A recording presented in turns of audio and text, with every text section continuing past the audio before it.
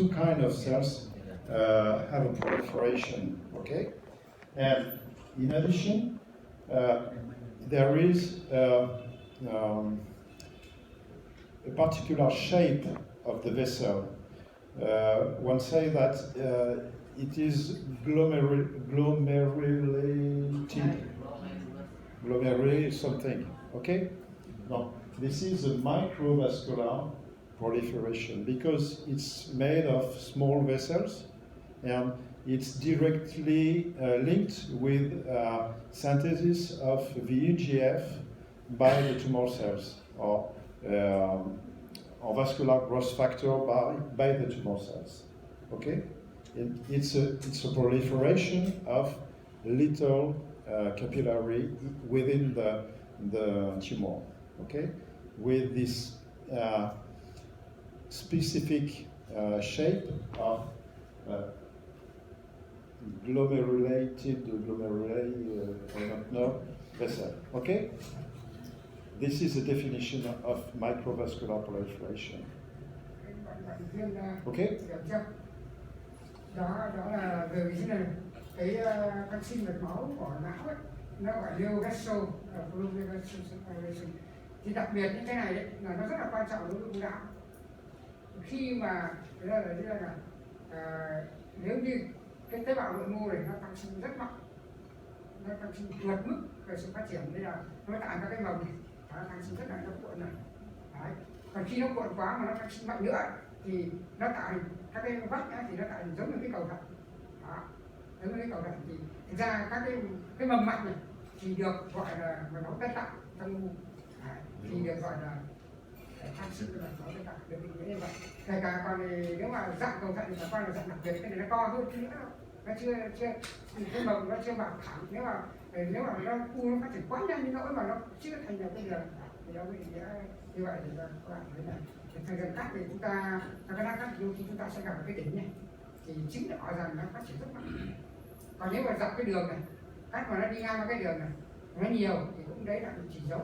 Còn nếu phát triển cái đỉnh này thì nó thể hiện là cái sự tăng sinh vượt mức của cái tế bào nội mô ở trong.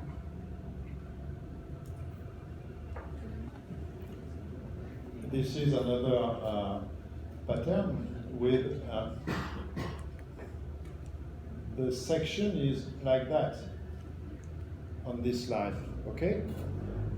And you see the lumen here with the red blood cells, and you have many endothelial or pericytic cells which are stratified. Và khi mà nó phát triển cái nội mô là mạnh đến nỗi mà nó chưa mọc ra được thì cái tế bào nội mô nó chồng ra thành nhiều hàng. Đó, sau đó nếu nó cuộn nó thành chia nữa thì nó thành cái cuộn này. Đó, nó thể hiện cái sự phát triển vượt bậc của tế bào nội mô nó mạnh. The neoangiogenesis in brain tumor are a factor of high-grade tumor. Okay, in astrocytic grade 2 tumor or oligo grade 2, there is very few neovascularization, and this vascularization increase in grade 3, astrocytoma or oligodendroglioma, and of course in grade 4, glioblastoma. Glioblastoma are very angiogenic tumors. Tumor cells synthesize many growth factor, angiogenetic growth factor, in particular VEGF, and some treatment are directed against VEGF. Okay, and that's why you have a microvascular, this pattern very particular of vascularization. Is it clear for you? Really? Các bạn hiểu tiếng Anh rồi đúng không? Thì đấy là đối với lại u thần kinh đệm thì là một cái loại u mà nó có khả năng trực tiếp là những yếu tố tăng trưởng, nó kích thích tăng trưởng các cái mầm mạch. Thì đấy là cái yếu tố mà nếu như mà khi nào người ta ước lượng thấy có sự tăng sinh mạnh tân tạng thì đấy là chuyển gác là lên độ 3 độ 4 là thần kinh. Thế thì và bây giờ cái liệu pháp bây giờ là liệu pháp diệt mạch, các bạn đấy là điều ung thư những bạn kia cũng tính không vào đó. Rồi là chẩn đoán cũng phải dựa vào cái số tăng sinh mạch hay không.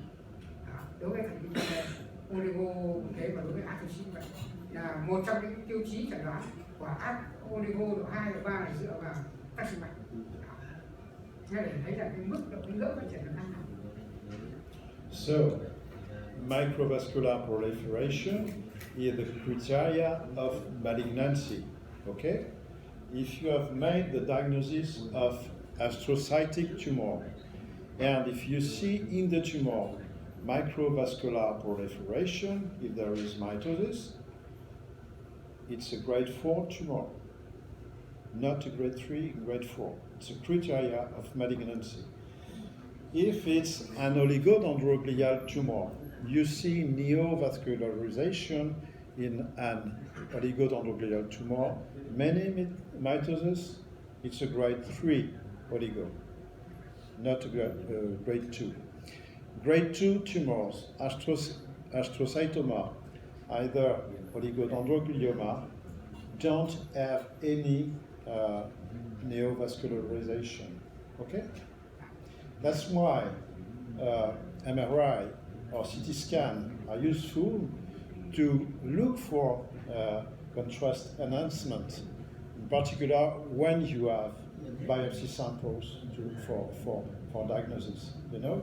Because if you have not microvascularization on your slide, and if there is a contrast enhancement on the MRI or CT, it's not a grade 2, it's a grade 3 or 4, maybe 4. Okay?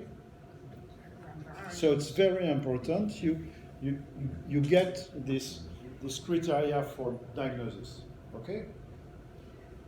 Tomorrow I show you again this slide. Every day, every night.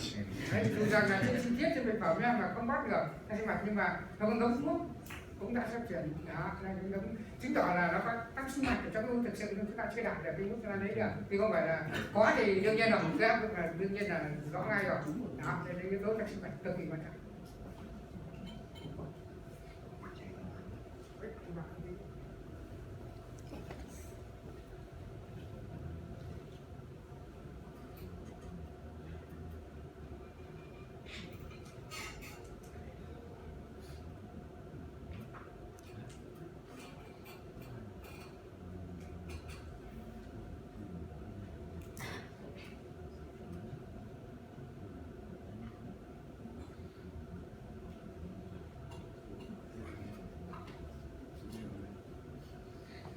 So, donc il y a des formes particulières de glioblastome non mutés, la cellule géante, gliosarcome, cellule épithéliale. Ça aussi, ce ne sont pas des formes très fréquentes, mais il faut les connaître parce que ça peut être source, si on ne les connaît pas, on peut se tromper, faire un mauvais diagnostic. Đây là ba cái xu tiếp mà khá là hiếm gặp mà ít thôi, nhưng mà chúng ta cũng nên biết để chúng ta chuẩn bị sau này gặp nó là chẩn đoán phân biệt, chứ không biết chẩn đoán phân biệt là gì. Thì đó, đây là tiếp là có tế bào khổng lồ, tiếp là gliosarcome và tiếp là lymphome.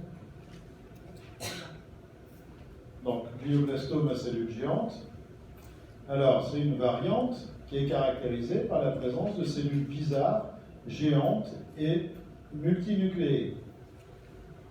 Được cái nghĩa là nó có những tế bào rất là dị dạng, tế bào khổng lồ hoặc là tế bào rất nhiều nhân, thì đấy là cái được nghĩa như vậy. Donc, les mutations de P53 sont fréquentes et c'est toujours une tumeur de grade 4. Và hay có được đến P53. Alors l'âge, c'est à peu près le même âge que les formes classiques, un peu plus jeunes. Hein, c'est des tumeurs qui sont rares, 2% des glioblastomes. Après, toujours pareil, histoire clinique courte comme les glioblastomes classiques. Hay gặp ở nước tuổi trẻ một chút là 51, 54 và ít hơn 2%, và vị trí và triệu chứng có thể giống như người glioblastome. Alors sur le plan de l'imagerie, ce sont tumeurs qui sont relativement bien limitées, et souvent, les radiologues, ils disent c'est une métastase. Đối với lại cái u này thì nó rất có danh giới rất là rõ. Cho nên đối với nhà sản xuất ảnh thì nghĩ ngay gì cả. Donc voilà l'aspect, hein, voilà l'aspect radiologique. On a une prise de contraste. Ça pourrait être une métastase, ça, tout à fait. Hein, c'est une lésion unique. Et vous voyez cet édème, hein, très important autour, dans la substance blanche, autour de la lésion. Và vẫn có cái đặc trưng là có danh giới cực rõ. Ở đây là rất là dễ nhập với cái metasta và đặc biệt là nó có cái diện phù rất là to và sinh là đấy là cái phù này P2. Alors, sur un plan microscopique, nombreuses cellules géantes multinucléées. C'est des cellules monstrueuses. Là có rất nhiều cái tế bào mà khổng lồ, có nhiều nhất tế bào dạng quái bục phừa. Donc les voilà, hein, ces grandes cellules là, avec des noyaux tout à fait atypiques. Parfois il y en a un, parfois il y en a plusieurs. Hein, des cellules qui sont de très grande taille.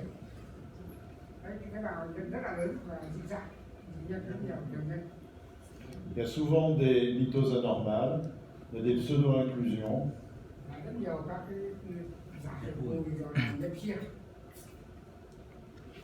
Voilà des aspects de glioblastome à cellules géantes, vous voyez ces grandes cellules avec des noyaux très atypiques, et puis associées avec des petites cellules, hein, qui sont également partie de la composante tumorale.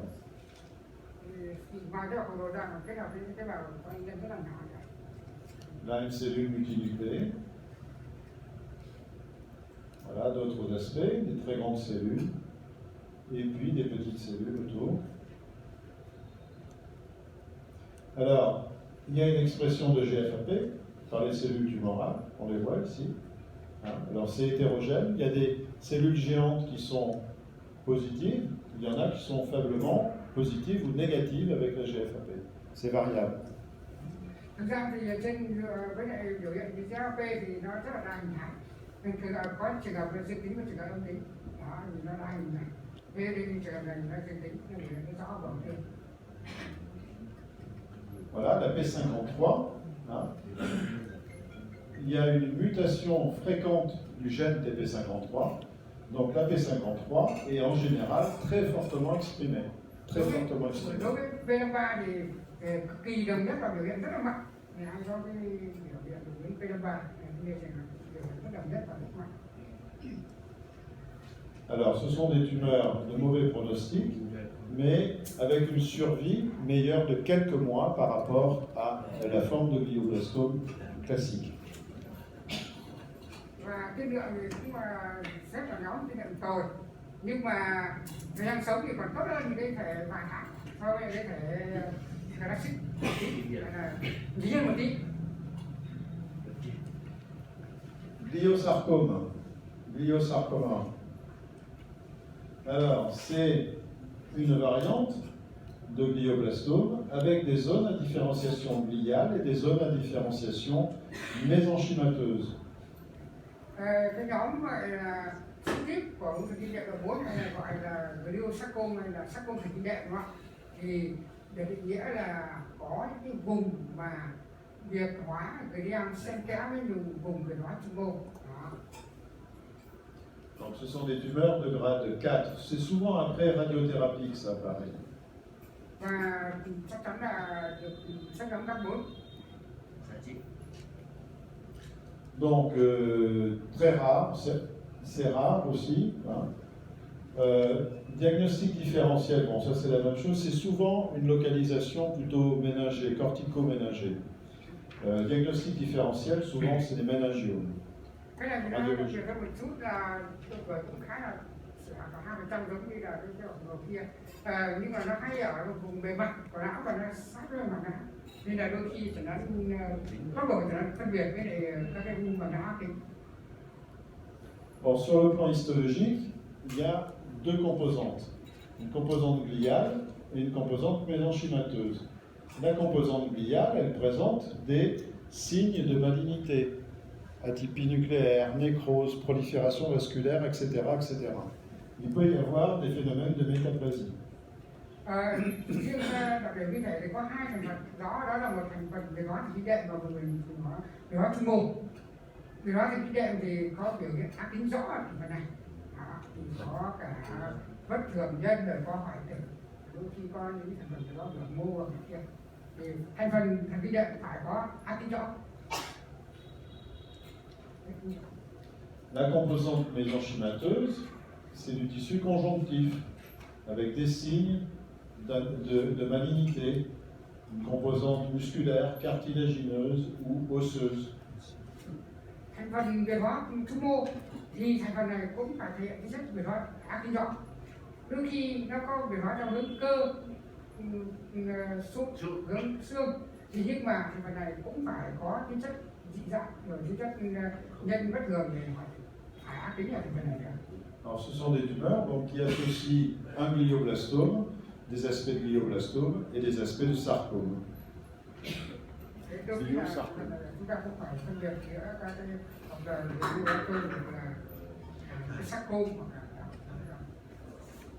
Bon, sur le plan immunohistochimique, dans le contingent glial, la GFAP est positive, dans le contingent mésenchymateux, la GFAP est négative. Mais la P53 en général est positive dans les deux contingents. Đối với lại hóa đơn thì đối với dấu ấn GFAP thì thành phần về hóa thì đệm chắc chắn là dương tính, thành phần trung mô thì không âm tính với thành phần GFAP, và P53 thì dương tính cả hai. Donc voilà les aspects. Ici, c'est le contingent, bon, c'est un contingent de glioblastome classique. Là, un contingent à cellules fusiformes qui est moins bien différencié. Et on voit que la GFAP est positive dans le contingent de glioblastome classique et négative dans l'autre contingent mésenchymateux. Thế đây là cái hình ảnh mà biệt hóa theo cái hướng một thành phần là hướng biệt hóa theo cái độ 4 kinh điển. Ở đây là biệt hóa trung mô, và trên nào mong muốn thì thấy là thành phần biệt hóa kinh điển thì nó sẽ đến giá HAP, thể hiện những chất sa bảo của nó là thành phần biệt hóa trung mô ở tính hàng cận. Voilà, dans un gliosarcome, des aspects de chondrosarcome, tout à fait typiques, avec ici, ça c'est une GFAP, des cellules du chondrosarcome qui sont positives pour la GFAP. Ở đây là các cái thành phần một cái biệt hóa theo hướng công sự này, và những cái nhân đó thì nó có GFAP lại dương tính, tức là dương tính. Cái thành phần mà biệt hóa theo hướng sự. Alors le pronostic, il est identique à celui des glioblastomes classiques, mais il y a la possibilité de métastase ou d'extension dans l'os du crâne. Đối với lại tiên lượng thời cái này thế nào thì nó cũng giống với lại cái kinh điển, nhưng mà đôi khi là có di căn và xâm nhập vào nền sọ. Glioblastome épithélioïde. Épithélioïde. Donc c'est un glioblastome qui a une population de cellules épithélioïdes, au sens anglo-saxon du terme, parfois un peu rhabdoïdes, avec les critères de malignité du glioblastome, c'est un grade 4. Đối với cái nhóm tiếp mà có biến hóa dạng biểu mô thì nó có những cái thành phần mà tế bào nó có xu hướng biến hóa biểu mô, và đôi khi là biến hóa dạng cơ vây, và đây là cũng được xếp vào các 4. Donc, ce sont des tumeurs plus fréquentes chez l'enfant et l'adulte jeune. Bon, c'est la même localisation que les glioblastomes, et c'est à peu près le même aspect de l'imagerie. C'est parfois un peu plus hémorragique. Đối với lại cái hình ảnh lâm sàng thì thường chắc là trẻ hơn, thường là hay gặp ở trẻ con và người trẻ hơn, và các cái khác thì cũng tiến triển nhanh như là triệu chứng như này. Nhưng mà đối với chẩn đoán hình ảnh thì cũng có cái vùng gọi là vùng hoại tử và vùng hút thuốc, và đặc biệt là hay có cái dấu hiệu chảy máu, biến chứng chảy máu ở trong cái u. Donc, on a des cellules sur un plan microscopique, on a des cellules tumorales épithélioïdes, rhabdoïdes, gémistocytiques, et puis il y a parfois des cellules xanthelasmisées, des cellules spumeuses qui contiennent un peu des lipides. Các về vi thể thì có các cái thành phần tế bào U có xu hướng về hóa dạng biểu mô, có xu hướng về hóa dạng cơ vân, dạng cơ và có xu hướng về hóa sao bào phòng. Và đôi khi có những vùng tế bào hóa theo mà dạng bọt, tế bào dạng tế bào bọt đó thì nó có vào kia, nó có cái hốc nhỏ, có cái hốc nhỏ. Donc les voilà, ce sont des grandes cellules épithélioïdes, hein, avec un noyau nucléolé, vous voyez le noyau nucléolé, un cytoplasme abondant et eosinophile. Ça ressemble à des cellules un peu rhabdoïdes, vous voyez, là il y a des mitoses, là aussi. Đây là một cái hình ảnh dạng về hóa dạng cơ các quý, với lại cái hạt nhân thì rất là nổi rõ đây và vòng tương rộng, vòng liên quan này. Thì đây là một cái dạng vùng mà tế bào về hóa là dạng cơ các quý. D'autres aspects, hein, avec des cellules au cytoplasme éosinophile, des pseudo-inclusions ici, des mitoses, un noyau nucléolé. C'est intermédiaire entre des cellules rhabdoïdes et des gémistocytes. Đây là một cái vùng mà hình ảnh về morphology thì có thể rất là có thể là giữa rhabdoid với lại gémistocytic. Đó thì gémistocytic thì có thể nó lệch hơn, nó đẩy nhân nó vào rìa vào kia hơn, thì đây nó ống ở giữa nó cũng dạng rhabdoid dạng gémistocytic. Donc on a une expression de GFAP qui est hétérogène, et puis on peut avoir une expression focale de marqueurs cytokératine, EMA, NF et synaptophysine. Alors, SMARS-B1, c'est INI1, hein, c'est pareil, c'est comme INI1, hein, est positif. Il n'y a pas de mutation d'INI1 dans ces, comme dans les tumeurs rhabdoïdes thératoïdes atypiques. Hein. Il n'y a pas de mutation d'INI1, donc SMARS-B1 est positif en immuno. Đối với kiểu hình hormone dịch thì chúng ta thấy là đối với GLP thì rất là không đồng nhất, có cái vùng dương có vùng âm, và đặc biệt nhất là nó biểu hiện cả hai cái tính chất, đó là đôi khi có những ổ nó biểu hiện có tính chất biểu mô là CK và EMA, có những ổ biểu hiện tính chất của thần kinh nghĩa là synapse và DS.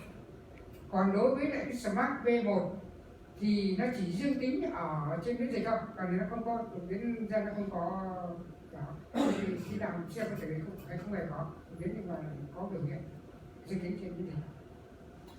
Donc dans 50% des cas, on a une mutation des RAF V600E. Và tới 50% các trường hợp thì có đột biến VGAP và 600V. Et le pronostic de ces glioblastomes, sont des tumeurs plus agressives que les formes classiques de glioblastome, avec une médiane de survie de 5 à 6 mois. Cái nhóm này thì cái đợt tồi hơn cái giờ rất nhiều và chỉ chết trong vòng 6 tháng rồi. Từ đó cái nhóm này thì trong vòng 6 tháng thì sống với mình.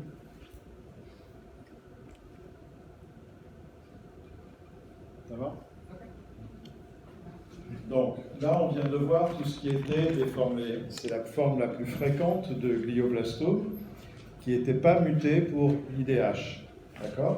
Et là, on va voir des glioblastomes qui sont mutés pour IDH, ce sont des tumeurs plus rares, qui se voient chez des sujets un peu plus jeunes. Mais c'est important de les connaître. Bây giờ trước người ta đã nghe tất cả những cái thông tin về tỷ lệ mà không có đột biến thì nó nhiều hơn, và bây giờ chúng ta bước sang cái nhóm mới, nhóm này ít hơn rất nhiều và rất phải trẻ hơn, là ung thư là tỷ lệ có đột biến IDH thì thường trẻ hơn và gặp ít hơn rất nhiều. Bon, alors ce sont des tumeurs, donc ce sont des glioblastomes, tumeurs de haut grade, avec les critères morphologiques de glioblastome. La seule différence avec l'autre, c'est qu'on a une mutation des gènes IDH1 ou IDH2, et bien entendu, c'est une tumeur de grade 4. Đối với nhóm này thì chúng ta về mặt mô hình học của chúng ta cũng giống hoàn toàn tất cả những tiêu chí của cái glioblastome được 4. Nhưng chúng ta khẳng định nó bằng cách là nó có cái sự đột biến của IDH1, IDH2 bằng chỉ đạo vấn đề, và cái nữa là tự nhiên là các 4. Donc, ce sont des tumeurs, comme je vous le disais, qui ne sont pas très fréquentes, 10% de tous les glioblastomes. Et en général, ce sont des tumeurs qui proviennent d'une transformation maligne d'un astrocytome de grade 2 ou de grade 3. Cái nhóm này thì nó chỉ chiếm 10% của tất cả các cái u minh của nhẹ, và nó có một cái, chúng ta đã biết trước có cái tiền sử và nó có sự chuyển giải ác tính từ cái độ 2, độ 3 nó có tiền sử rồi, đã từ mắc độ 2, độ 3 nó bây giờ lên độ 4. Donc il faut bien leur dire que mon avis, c'est que ce sont deux tumeurs complètement différentes. Complètement différentes. Elles portent le nom de glioblastome, mais c'est tout ce qu'elles ont en commun. Ce sont des tumeurs différentes parce que le glioblastome non muté, c'est une tumeur qui apparaît très rapidement, sans lésion précurseur, et le glioblastome IDH, il provient pratiquement toujours d'une tumeur qui s'est progressivement transformée. Ce sont deux tumeurs de mécanismes physiopathologiques, donc cogénétiques, complètement différentes. Chúng ta phải nói rằng nữa là hai cái nhóm u, nhóm có đột biến và nhóm không đột biến hoàn toàn khác nhau. Một cái là nó xuất hiện triệu chứng rất là nhanh chóng, 3-6 tháng tiến triển và lấy ra cái nguồn độ 4. Và cái nhóm này là cái nhóm mà có cái tính chất, cái nhóm sinh học phân tử hoàn toàn khác, nó rất là chủng loại và nó không có đột biến. Còn cái nhóm này thì chúng ta đã biết có một cái tồn tại cái u, sau đó nó biết nó, sau đó nó phát triển từ từ lên độ 2, độ 3, độ 4 và nó không có đột biến. Đó, trong cái không có đột biến IDH này, có đột biến, nó có đột biến IDH này. Đó, đây là vậy thì hai cái nhóm này là khác nhau. Cái kia thì đó là hai cái nhóm này thì nó khác rất khác về sinh học phân tử.